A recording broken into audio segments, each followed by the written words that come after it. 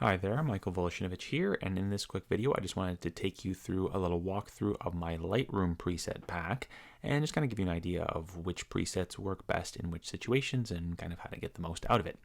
So let's go ahead and kind of pick our first image here. We're going to go into the develop module and I'll kind of give you an overview of what we have. So let's maybe dive into this one here, click on develop, and all of my different presets are found here in the MW Editorial Pack section. And it's kind of broken down into a few different overall styles. So we've got our black and white. There's two black and whites. One is a classic, which is just sort of a simple black and white with a few different adjustments for contrast and within the shadows, highlights, and things like that. The contrasted version is kind of similar, but it is just a little bit more punchy, a little bit more contrasty. Both of these have some grain within them. And if you go into the mono section, these are sort of monotone, but they are not entirely black and white. So as you can see with this one, it's got a bit of a cyan tinge, along with, again, various other adjustments for contrast. And then we have this one, which is a little bit more yellow in the highlights and a tiny bit of blue in the shadows. So it's kind of a different variation on a black and white. And I actually do really like this mono yellow one, especially. I think that looks quite nice. And then what we have is these first two here. These are kind of more drastic adjustments and they really work to warm the image up.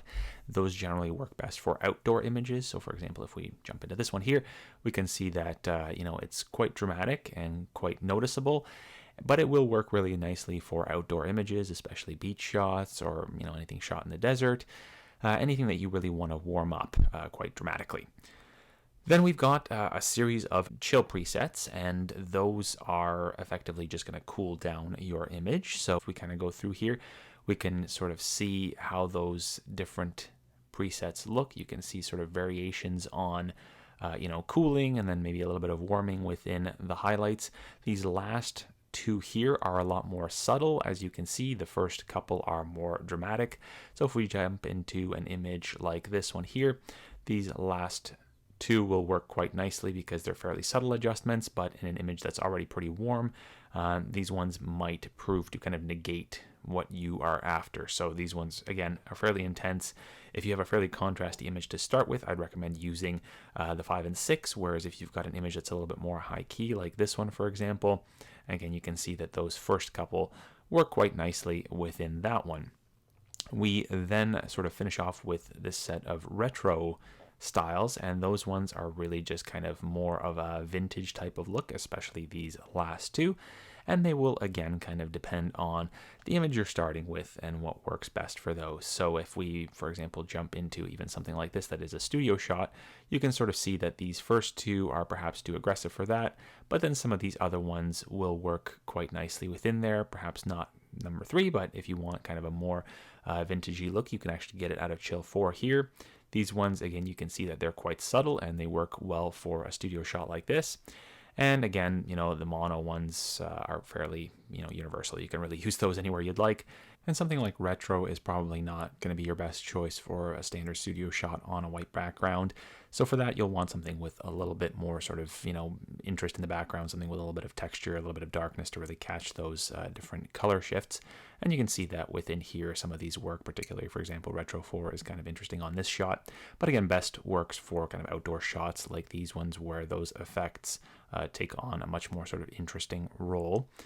And to kind of wrap up, let's jump into maybe this image. And again, we've got sort of a fairly high contrast, low key sort of image in the studio. So again, these first couple probably aren't your best choice for that.